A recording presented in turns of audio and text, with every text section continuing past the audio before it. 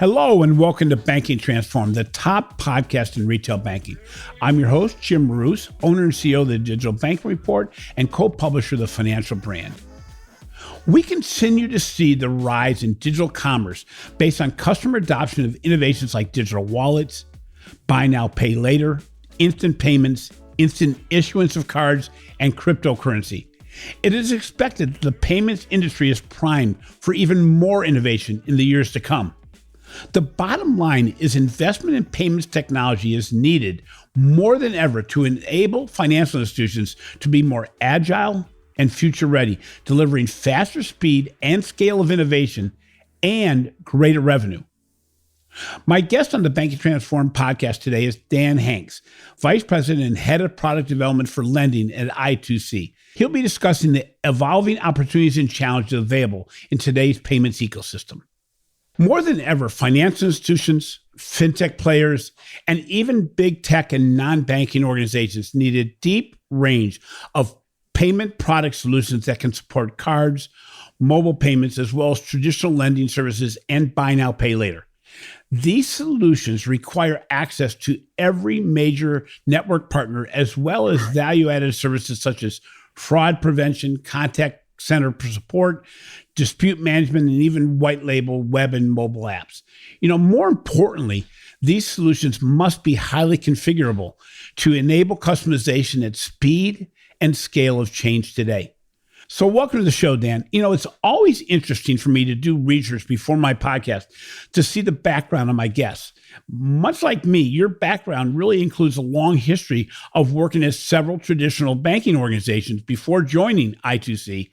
What prompted you to jump to the other side of the desk, as I say, from working within a financial institution to actually supporting financial institutions with the products you provide? Yeah, thanks, Jim. Yeah, I spent most of the last, 15 years or so managing all or parts of credit card businesses for different banks in the U.S. and Europe. One thing I always liked was the growth part. I like building stuff, I guess you could say. And that's really what attracted me to I2C. So I2C is a next-generation issuer processor, considered a modern issuer processor, then considered different than some of the old legacy ones that are on the older tech stacks and the like.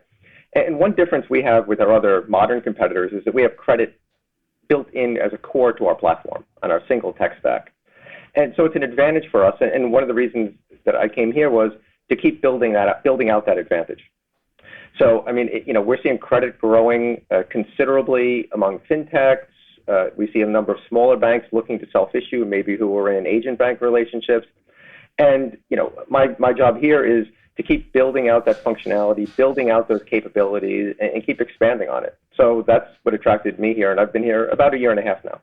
It's interesting. There's probably no area of financial services that has seen more transformation since the pandemic than payments.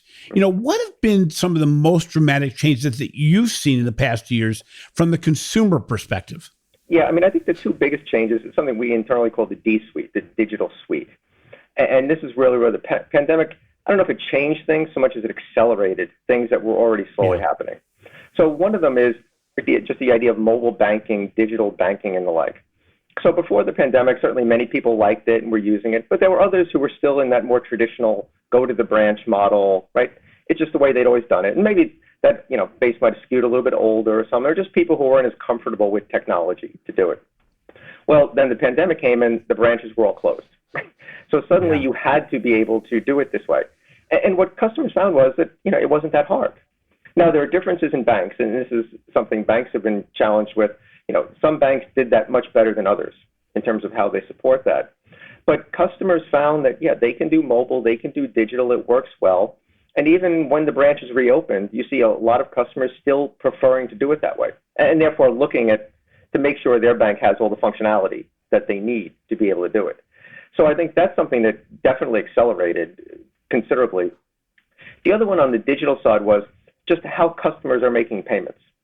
Because the idea of mobile wallets, the idea of using your Apple Watch, things like that to make purchases. Certainly people didn't want to be handing over physical cards, have somebody touching it, giving it back to them, right? And so that's another thing that accelerated. And it was always out there. It was more of a niche of people doing it. And it's still not a majority of transactions or the like, so I don't want to claim that, but it's definitely accelerating. So it's interesting in my situation, I've gotten to the point where my wallet is in my glove box in my car, and I search out those places where I can go and not take anything but my phone. Number one, I do it for security purposes. I certainly do it for ease. And it's interesting because some of the late arrivals on the retail side or on the other side of the transaction, namely restaurants, it's much any place else. It's amazing how quickly they've embraced mobile payments at the table. Sometimes it's a QR code, sometimes it's a device that they hold. We were really laggards in the US compared to other countries that's been the way of doing things for years. But, it's interesting, more than just the changes in the consumer payments behavior, we're seeing massive changes going on behind the scenes at financial institutions as they try to modernize their back office for the future of payments. Can you share some of the major initiatives the leaders are doing in this area?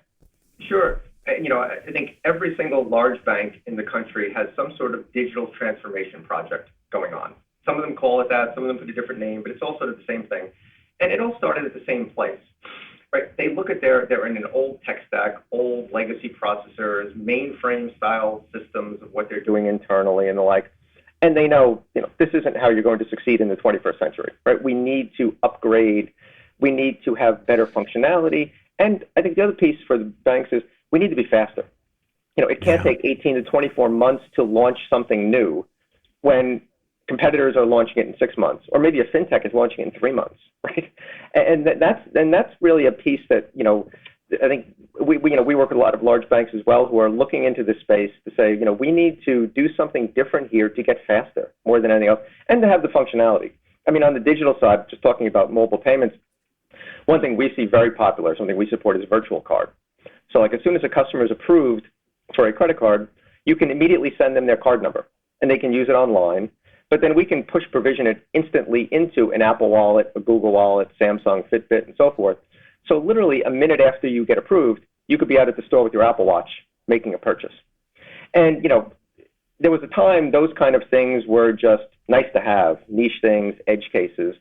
They're becoming more like table stakes, because if you see your friends having them and the other banks have them, well, why don't you have them? And especially for like mid-sized banks, regional banks, or smaller, this is really a challenge. Because like the bigger banks need to get faster, but they have the budgets to build whatever they need. Like Chase can build anything. They have almost unlimited money for IT, right? But if you're a regional bank or smaller bank, you don't really have that. And that's one of the challenges. Like, why can't my customers are saying, why don't I have the ability to do this and do that? And that's one of the things that, is really pushing them to figure out what they need to do differently in a tech sense.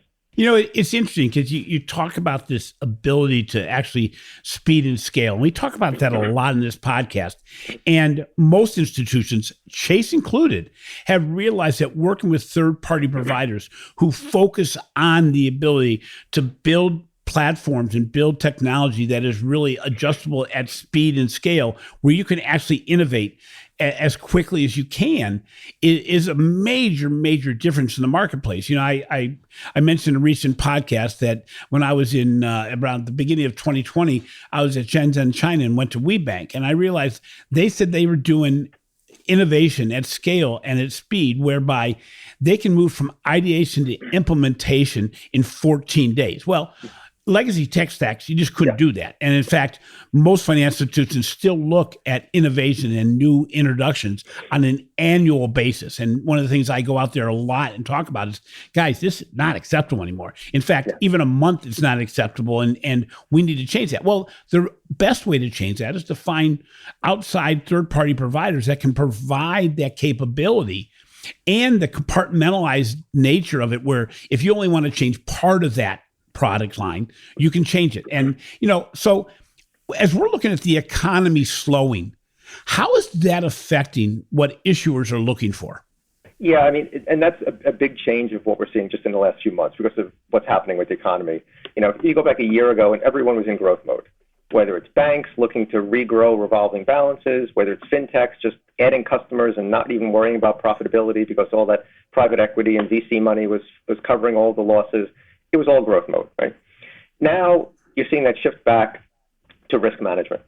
And I think one of the big things they're looking for is, and it's not that risk has gotten bad yet. I mean, delinquencies, charge-offs starting to tick up, but still at much lower levels than you saw a few years ago, even pre-pandemic. But, the storm clouds are on the horizon, right? Everybody can see what's coming probably into next year. One of the things we're really seeing a lot of focus on is around risk management and collections management. And that's something that's also changing with the digital world. The old way was you just do brute force calling, call centers, dialer strategies, just flood them with calls until you get somebody on the phone and, if they're delinquent, try to get them to pay their bill. And increasingly, that just doesn't work anymore. One of the key metrics there is called right party contact rate. And it's just what percentage of the customers did you try to get, did you actually get on the phone? And that number just keeps going down year over year. And it's because of cell phones, right? If you see, you can see who's calling you.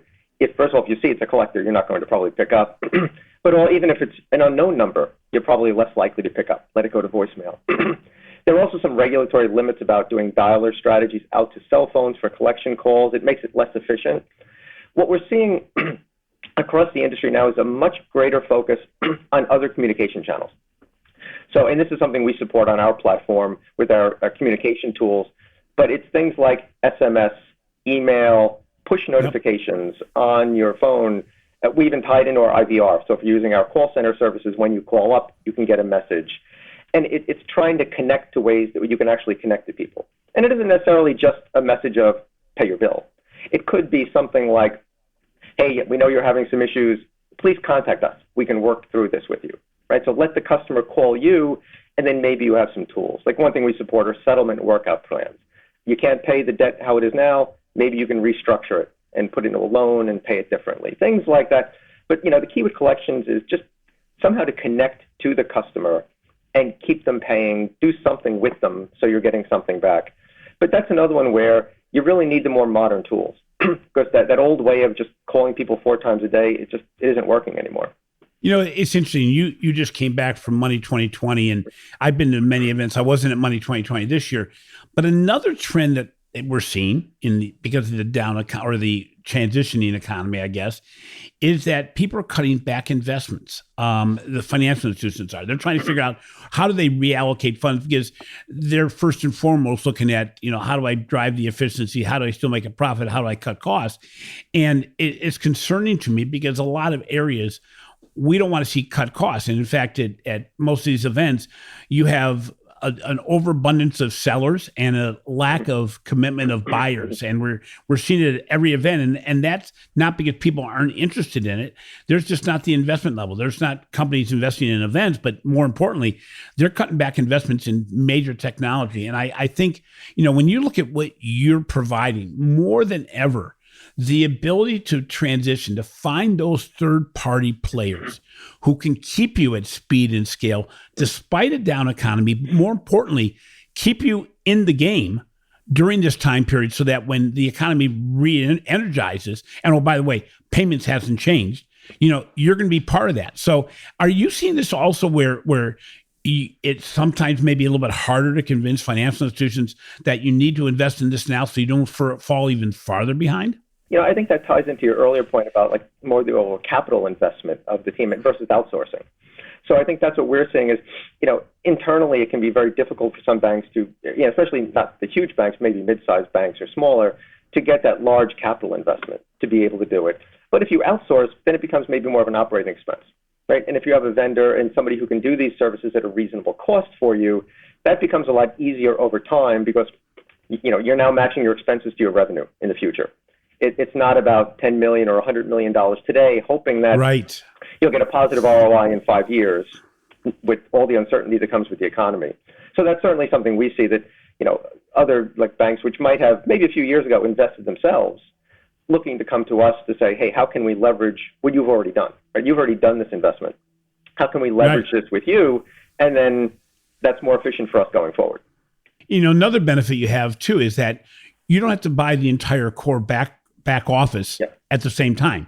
Your organization is a great example where you can compartmentalize the solutions you're trying to answer to, which really works well on the client's behalf, but also works well from your standpoint because you learn how to integrate with the other platforms they have. And this is a big change we've seen in the last several years, where the ability to innovate in certain areas faster than others and actually deploy is really important.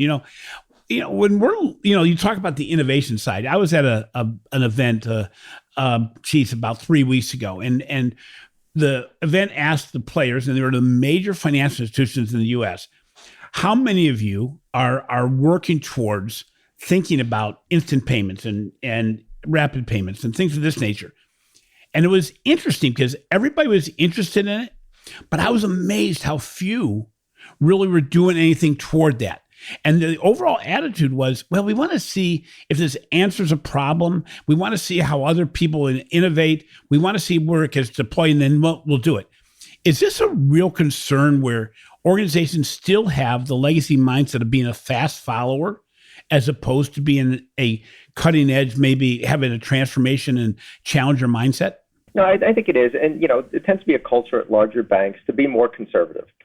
That's where, and it's interesting you mentioned Chase, because they're doing something similar and watching what the fintechs do and then jumping on it. And maybe in Chase's case, maybe actually buying them or investing into them because they're large enough to do that.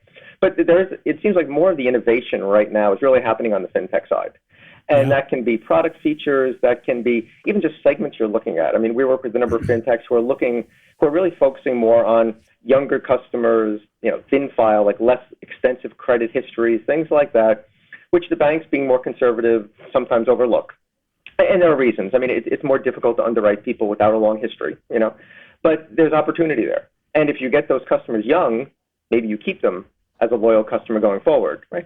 So there's a lot of innovation going on there in the more in the fintech space, I would say, right now than the bank space. It'll be interesting to see to what degree, how fast can the fast followers be, right? If they start losing customers like that. And it's a long-term issue, to be honest. Those younger, from a bank point of view, like those very young customers aren't really going to be very profitable, right? They're probably not going to take out mortgages, not going to improve for large car loans. They don't have homes, so they don't have HELOCs and so forth. But, that 22-year-old is eventually going to be a 32-year-old who is your very profitable customer as a bank, who's doing all of those things. Yeah. So I think the question for banks are, if you lose them as a 22-year-old, can you get them back as a 28-year-old? Or does that fintech just become a bank? That becomes a neobank, and they start doing all of their services, and, you just lose them and don't get them back. I think that's something that Chase and Jamie Dimon's spoken about a lot. Like, that's where he sees a lot of the risk in terms of fintech, probably not today, but where it's going. Some of the other banks are probably have more of a short-term focus and are not looking at that as much. It's interesting. We talk about Jamie Dimon a lot. He got slapped in the wrist, and the investor public didn't really appreciate the fact that he said he was going to double down on R&D. Yeah. And he said, I have to, because I'm having my lunch handed to me by a lot of players that most financial institutions aren't even keeping track of. We talk about it quite a bit on the podcast where, it's not like organizations are losing customers. And they're not losing accounts, I shouldn't say. But what's happening is these customers are diversifying their players who they're working with. And you mentioned it, and it's the difference between small and big players, but also the difference between traditional and what I call non-traditional. And that can be either fintechs, it could also be the big techs, it can be retailers. Are there any other differences you're seeing between, and I always say the ones you want to look out for are the very big organizations and the really small. They're doing really good things. It's that big middle market, well, it's called the number 10 to number 150 financial institution that really is stuck in the past in many cases. Yeah, and that's been a challenge because it's much harder for them to do the technology investment to keep up. If you're that number 50 bank, you probably don't, you can't be putting $100 million into tech investment every year. Right. So I think that's what we're seeing a lot, to say they're definitely looking more to outsourcing because they're the ones who are more likely to fall behind. Like Chase, Citi, they'll invest, they'll stay where they need. The smaller ones are stuck in the middle where it's tough to invest, to stay on that cutting edge. The fintechs, what we're seeing, one of the big things we're seeing really is the growth of credit. And it's because of a drive for profitability, right? Again, when you're in growth mode, get a lot of customers, and there was a lot of prepaid and debit cards, but they were very successful in getting a large number of customers. I mean, millions, even 10 million customers, some of these fintechs, but it's not very profitable if you're just making your money off debit card interchange. Right. Now they're starting to look to say, okay, not just we, but our investors are saying, show us your path to profitability. And that path is often to credit, which is how banks do it as well, right? There's nothing revolutionary about that. But we're definitely seeing more of those customers getting into credit, looking to get into credit, which will also be some pressure on the banks, right? Because those customers, who are they going to be stealing from? It's people who have bank cards today. We've talked about innovation a little bit here and pivoting a little bit away from cards and traditional credit. We've seen buy now, pay later getting a lot of attention lately, both on the good and bad side. How is I2C supporting these digital solutions? Yeah, this is definitely another big area of growth we're seeing, and we support end-to-end on BNPL. And there are really like three flavors of it. One is pre-purchase. Like for a debit card customer, you can give them like a loan type offer. Use this card, and it'll have a loan tied to it. We're seeing some of that. Post-purchase is what you see we support from some of the bigger banks like Amex and Chase as well. Once you've made your credit card purchases, you can move them into types of installment loans, right? Move it into pay in 12, pay in 6, things like that, which again we support, and we're definitely seeing a lot of interest in, more as an ancillary product to your existing credit card. The other one is pay at point of sale with BNPL. And the networks are actually doing some interesting stuff here. Both MasterCard and Visa are rolling out the functionality to do this. And if you have a processor who's integrated, like we are, if you go to make an online purchase with someone they've signed up, when you put your card number in, you go to the checkout page, it'll give you a BNPL offer right there. It feeds right back into us, and if the customer chooses it, we can do it. So I think that's going to be an interesting one going forward. It's still in an early stage. Visa's has rolled it out in Canada, and in the U.S. is going to be coming. But I think that sort of at point of sale BNPL is going to be very interesting because with the networks doing it, and if you have a processor that supports it, even smaller banks can do it, right? The small banks don't have to sign up merchant partners. They don't even have to worry about how the mechanism works. It's all behind the curtain. It all just works, behind the scenes on the processor side. So I think that's another one where definitely going to see more use of it and more usage of it.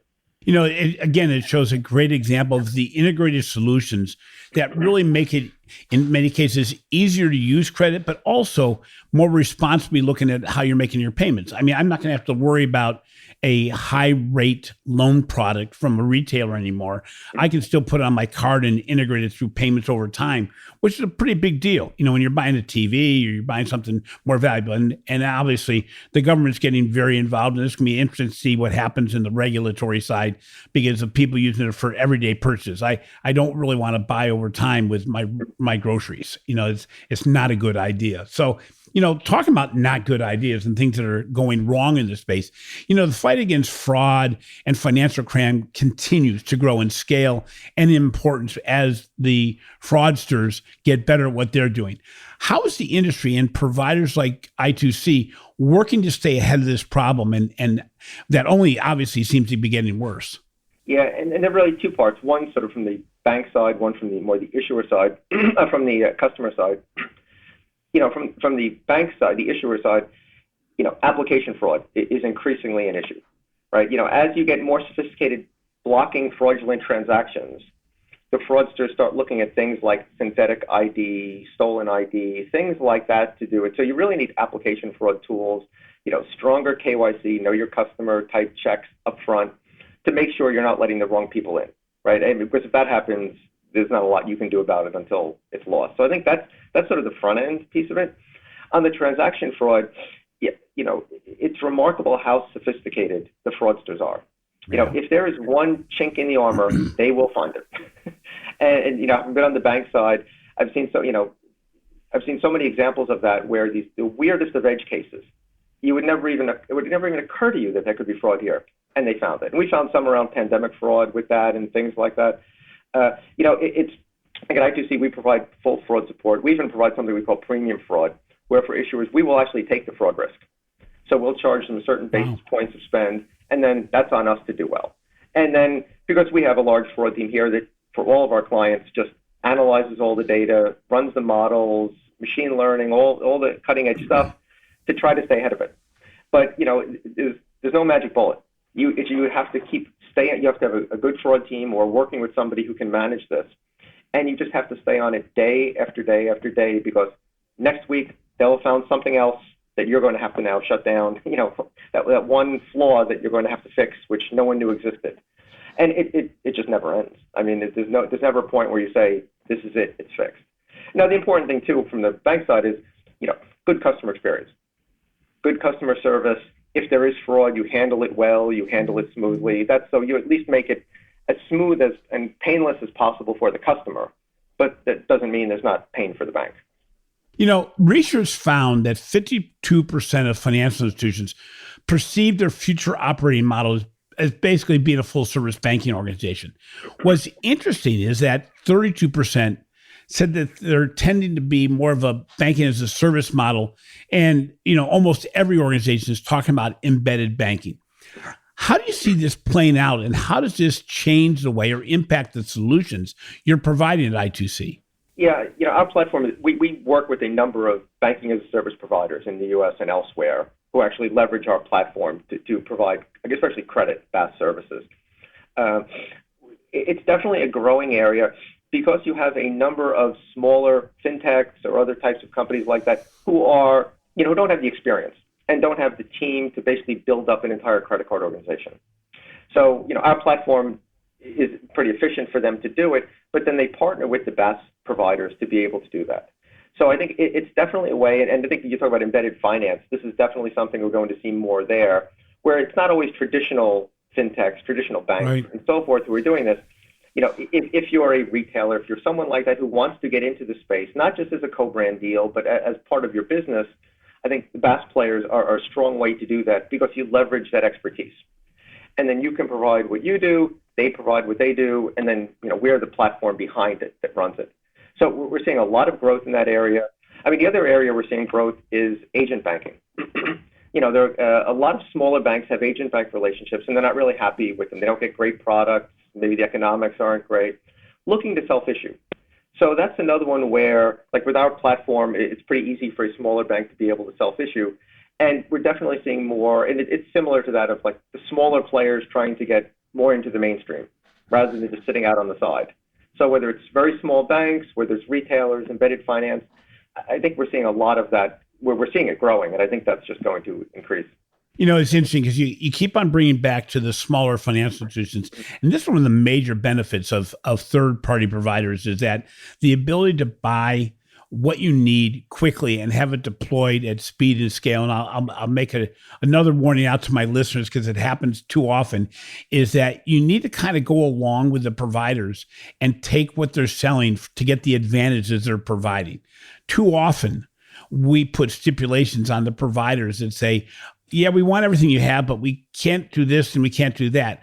We have to rethink our legacy processes and what we've done in the past to be able to get the full benefit, no matter how big you are, of the organizations that can come to the table and bring you really strong solutions, be it I2C or any of the other third-party providers in any area of banking.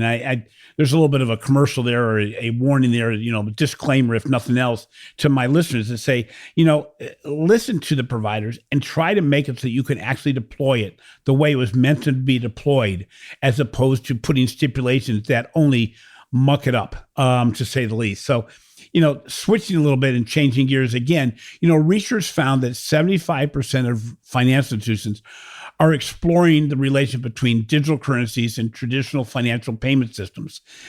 This has probably changed a little bit as far as the urgency because of the crypto markets, but what do you and your team at I2C believe the future role of cryptocurrencies will be in traditional banking? And when do you think this change will actually occur, if it hasn't occurred already? Yeah, no, even with the crypto winter we're in right now, I mean, we're still seeing a lot of interest in that. We support, we're probably the leading processor for crypto players in terms of payments and the likes of Crypto.com. We just signed with Abra, with American Express, and there are others where FTX, the new card, is going to actually be powered by I2C and so forth. So, we have a number of providers there, a lot of growth with it, and a lot of desire to figure out how you connect sort of the crypto world to the everyday world. Right, so that's what we see, like with our Crypto.com card. You have your Crypto.com account, you're earning, you have your whatever cryptocurrencies you have in there, but they want to be able to make purchases at the store, right? And how you connect to that, and it's usually more like dollar cards, which will then be reloaded. We're definitely seeing a lot of interest in rewards as well. So something we support with our rewards platform. So maybe you're earning 1% back, 2% back, whatever it is off your card, which is now going into your crypto account automatically to add to whatever crypto coins you're investing in, those sorts of things. So I think that's when we're, I don't know, I think we're still a long way from, using crypto at the store type thing, like those rails really just don't seem to be there. But and that's why I think we're seeing increasing interest, especially on the card side with our customers of, that connection. I have a crypto account. I need to go spend something at the store. How do I connect those two? And we're seeing a lot of growth that people want to be able to do that. As we wrap it up a little bit here, what do you see as the number one challenge and the number one opportunity around payments today? Yeah, the challenge is really, I think what we've been talking about is the, digital transformation. For somebody who's on an older tech stack to figure out how to do that jump without, obviously you can't just tear out and throw out everything you have, right? So, it sounds simple, but the fact that it's taking years for banks to do it isn't really criticism of the banks because it is an extraordinarily complex project. But I think that's the big challenge. They really need to figure out how to really accelerate that digital transformation and leveraging third parties to do it as opposed to necessarily building everything in-house. I mean, I think the biggest opportunity is, just what we're seeing from the fintech side. There are customers out there who are looking for innovation. Right? It's not, if you keep offering the exact same cookie cutter products as everyone else, then, okay, if you have a captive base, you have a retail base, you'll sell some of it. Your direct mail will get a certain return rate and so forth. But, there is innovation happening out there, much more so than there was 5 years or certainly 10 years ago. And that's the opportunity. I mean, it's a risk if you're an incumbent, but if you're not an incumbent and maybe you're not a traditional bank, maybe you are a fintech or retail or something like that, there's a lot of opportunity to start getting a piece of the revenue that comes out of that payment space. Finally, I'd be remiss if I didn't state this and then ask you about it, but I2C was recently named best in class for your credit card as a service offering. What do you think set I2C apart from the competition? There's a lot of impressive names there, but what really sets what you offer apart from other solutions in the marketplace today? Yeah, I think one of the big things is we truly have a single global tech stack. And the advantage we have is that credit is core to it. Like I said, we don't outsource it like some of our competitors do. And the advantage of that single tech stack is, first of all, we are a true global company based in Silicon Valley, but we have clients all over the world who are running the exact same version of all of our platform on it. And I think what that means is we can innovate faster. And, when we make a change, it goes everywhere. It's in the single tech stack. Everyone has it immediately. And it's a configurable platform. So, it's not about coding. It's about just configuring what features we have. And that combination just gives us a speed and functionality that puts us ahead of the competitors. It's interesting, and congratulations on that honor. And I think, again, we get back to, it's finding the right partner. It's evaluating all the partners. But most importantly, it's actually doing something about it. As financial institutions, I'm a legacy banker, so I go way back, but the mindset really has to change. And organizations, and I say this often in presentations I do and on the road, is that we need to, as organizations, as people, embrace change that's around us and not fight it.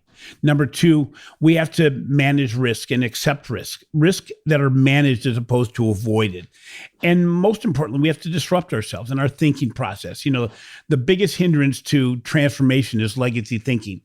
And those organizations that are moving ahead in the payments field today are doing it quickly and at scale. And, some small organizations are building platforms where they can become very big very quickly in the payment space because of the thought process that they have in place. And I think, as people that listen to this podcast regularly know that I get frustrated at times at the change, the speed of change and the lack of it in the financial service industry. But I think more than ever, and especially in the payments area, it is imperative that we look at the innovations that are possible and move forward today more than ever while the economy's having a little bit of a hiccup, at least, and making sure that you're ready for when everything turns more around. So, Dan, thank you very much for being on the show today.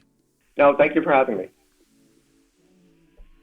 Thanks for listening to Banking Transformed, the winner of 3 international awards for podcast excellence.